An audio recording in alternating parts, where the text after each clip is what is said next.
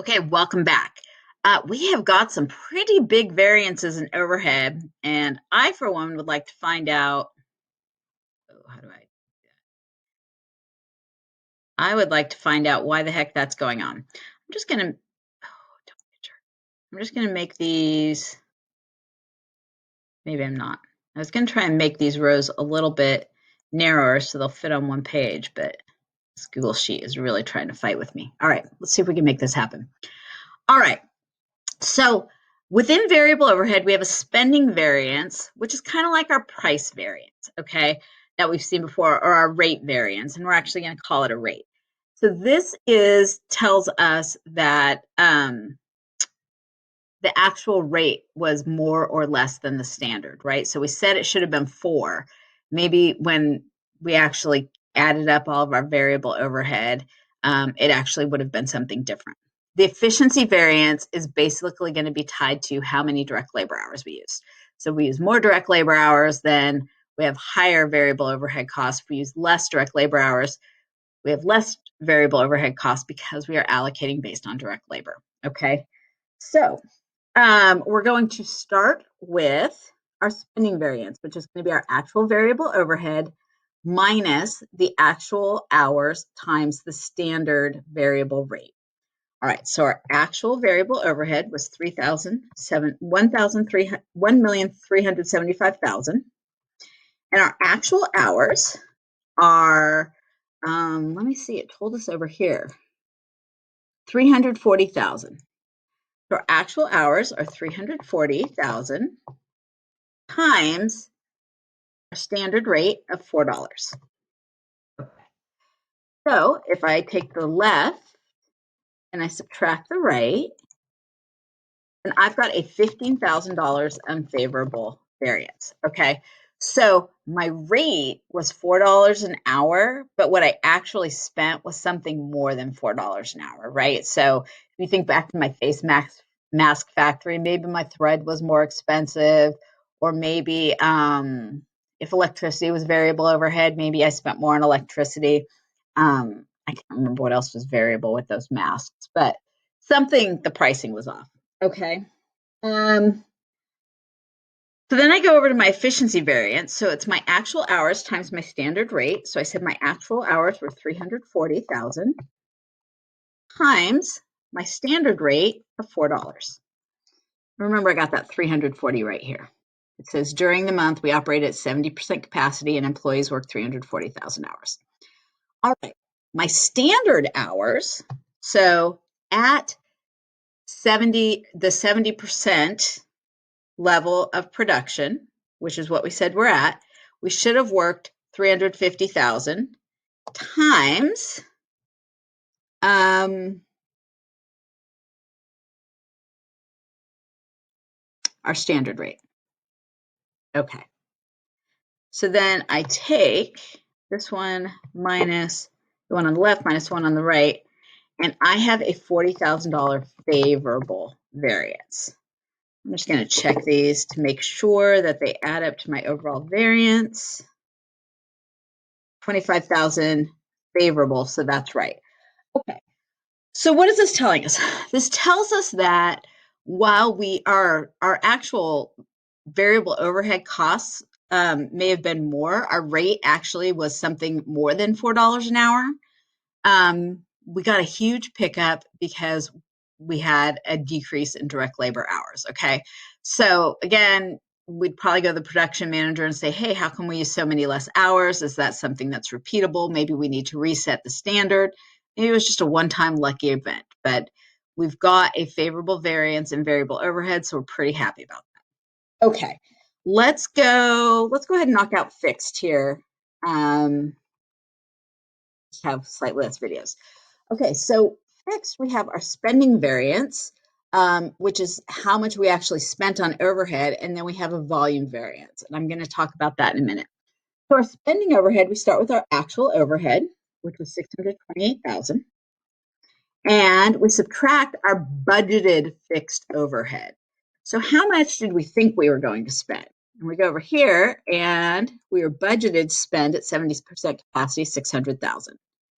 So we have left, minus right, a $28,600 unfavorable variance. Okay, so what does this mean? Spending variance means we spent more on fixed overhead than we thought we would. So maybe our rent went up, right? Maybe there was a rent increase that we hadn't included in the budget. Maybe we bought a new piece of equipment and depreciation went up. Or what else would be in that fixed? Maybe our insurance went up, okay? Maybe we had some sort of an accident and they raised our premiums, so our insurance premiums went up.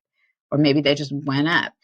Who knows? But for whatever reason, our fixed overhead was more than we budgeted. Now, we definitely want to go ask about that. And quite frankly, I'd probably start with my accountants because they know exactly what went into fixed overhead. And I would say, what did you budget and which of the line items were different? And they're like, oh, rent went up because the landlord sent us an extra bill. Well, is that in the contract?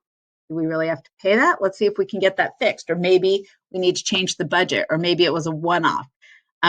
With rent, a lot of times once a year you get a bill for something called triple net. It's like a true up of expenses. And maybe we got that bill and we just hadn't budgeted for it. But anyway, we spent more. All right, let's talk about the volume variance. And you see here it says uncontrollable. Let me calculate it and then we'll talk about what it is. So it's going to be our budgeted fixed overhead. It was the 600,000 minus standard hours, which we said was 350, times the standard rate, which we said was $1.60 an hour. Okay, and so that is going to be left minus right, 40,000 unfavorable. When I add these two together,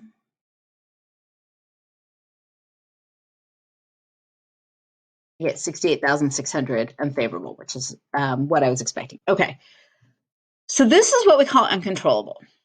Our fixed overhead, the allocation rate, that $1.60, was based on us at 75% of capacity. Okay, remember this? So that means that so if budgeted fixed overhead had been actual, if it had been 600,000, if we made anything, or if we made 37,500 units, then that 160 would have worked out perfect. Okay. First of all, we ended up going over budget, but more importantly for this volume variance, we didn't make 37,500 units. We actually made 35,000 units. Anytime we vary from the rate we use to come up with that fixed asset or the fixed overhead rate, allocation rate, we're going to have a variance because that allocation rate, that $1.60 per direct labor hour, assumes a certain level of production. Okay, so that's why this is uncontrollable, right? So maybe there's reasons that we've changed that rate. A lot of times that rate is going to be set once a year, right? And if you remember back when we did our flex or our master budget, we had different levels of sales and different levels of production every month.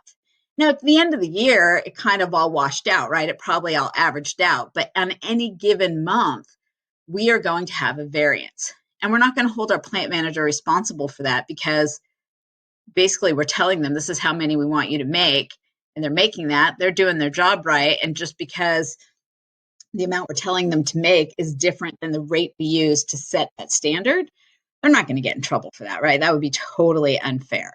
So that's why we call this one uncontrollable. We're not going to hold the plant manager responsible for this. If he or she is making the number of units we're telling them to make, then this is basically just an accounting variance that is really not their problem. When we had this volume variance, this is going to be the part that we would normally write off to cost of goods sold, right? Because we either over or under applied our fixed overhead because we made a different number of units than what we thought we were going to make. Right, so we have this concept, you know what?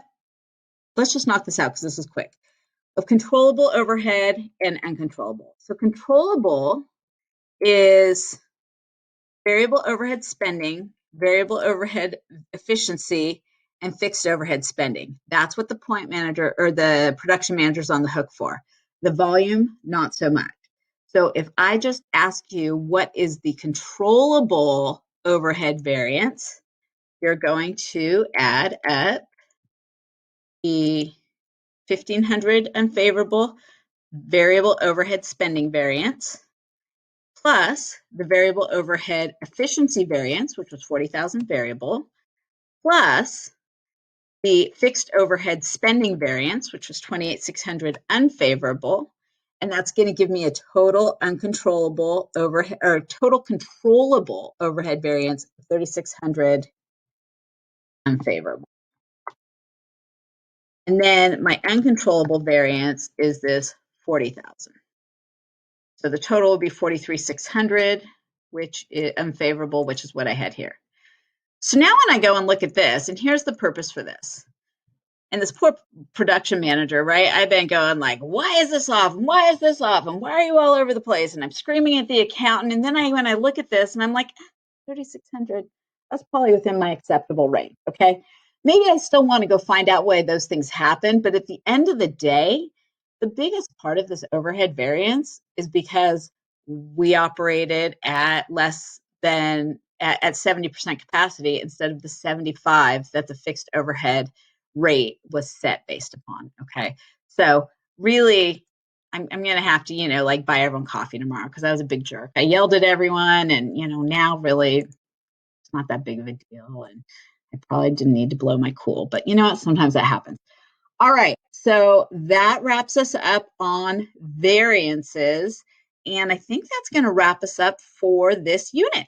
All right. See you next time.